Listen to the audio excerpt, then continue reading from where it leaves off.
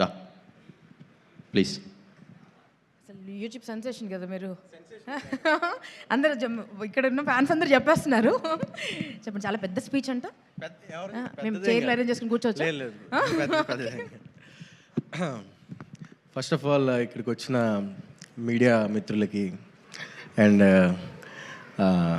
మన అలీ గారికి, మన డైరెక్టర్స్, వచ్చే మన చీఫ్ గెస్ట్ మనోజ్ గారికి, మీ అందరికీ అండ్ ఆడియన్స్, అంటే కొంచెం మీరు ఏమన్నా మాకు ఎనర్జీ ఇస్తే కొంచెం మాట్లాడతాం. మనకులో పడివేనా నువ్వు? ఓకే. సో ఈ ఫిలిం గురించి మాట్లాడే ముందు నా గురించి ఒక నిమిషం, నా యూట్యూబ్ అంటే నేను ఒక చిన్న ఇన్ఫ్లుయెన్సర్నండి. ఒక 2 నిమిషాలు మాట్లాడొచ్చా? పర్లేదా? రెడీ అయిపోయారా? పర్లేదు. నేను నా జర్నీ స్టార్ట్ చేసింది నేను టిక్టాక్ నుంచి అండి. టిక్టాక్ వీడియోస్ చేస్తూ నేను నా జర్నీని స్టార్ట్ చేశాను. అండ్ నెక్స్ట్ ఇన్స్టాగ్రామ్ రీల్స్ వచ్చింది. ఆ రీల్స్లో కూడా నేను కంటెంట్ క్రియేషన్ని స్టార్ట్ చేశాను. దాని తర్వాత మీ అందరూ బ్లెస్ చేయడం, మనకులపోడు అనే కాన్సెప్ట్ని హిట్ చేయడం వల్ల నేను ఇక్కడ ఉన్నాను. ఇప్పుడు ఈ 70mm స్క్రీన్ మీద నేను కనబడబోతున్నాను. థ్యాంక్ యూ సో మచ్ అండి. నన్ను సపోర్ట్ చేసిన ప్రతి ఒక్కరికి, ప్రతి మలకులపోలకి, మనకులపు అమ్మాయికి, అందరికీ చాలా చాలా చాలా థ్యాంక్స్ చెప్తున్నాను. అండ్ నేను ఆ జర్నీలో నేను చాలా ఫేస్ అయ్యాను. అంటే టిక్టాక్స్ చేస్తూ ఇన్స్టాగ్రాము, ఇప్పుడు ఒక సైడ్ క్యారెక్టర్, ఒక కమీడియన్ రోల్, ఒక మంచి ఫ్రెండ్ రోల్ చేస్తున్నాను.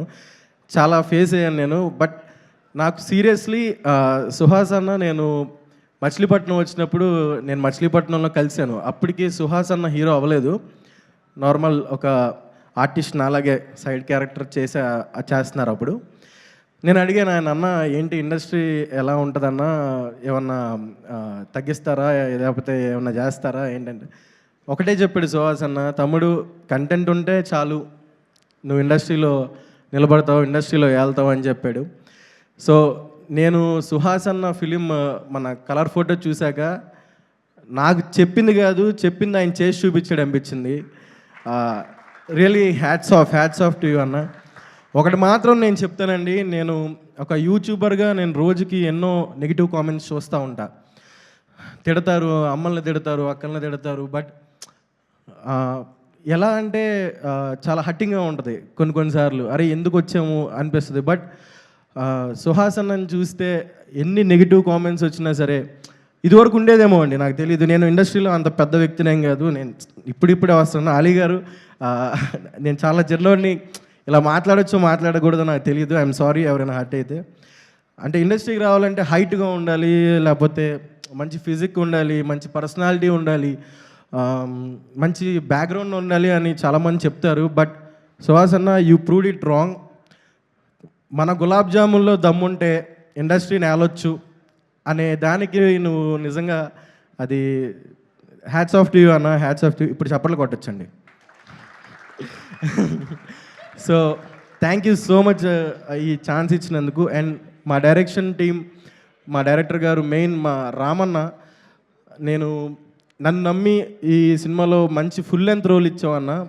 పర్లేదండి, కొంచెంసేపు మాట్లాడొచ్చా, వెళ్ళిపోవచ్చు మండే ఫంక్షన్ అండ్ సిగ్గేస్తుంది సార్ కొంచెం. Ramanna, thank you so much Ramanna, నాకు మంచి ఛాన్స్ ఇచ్చావు.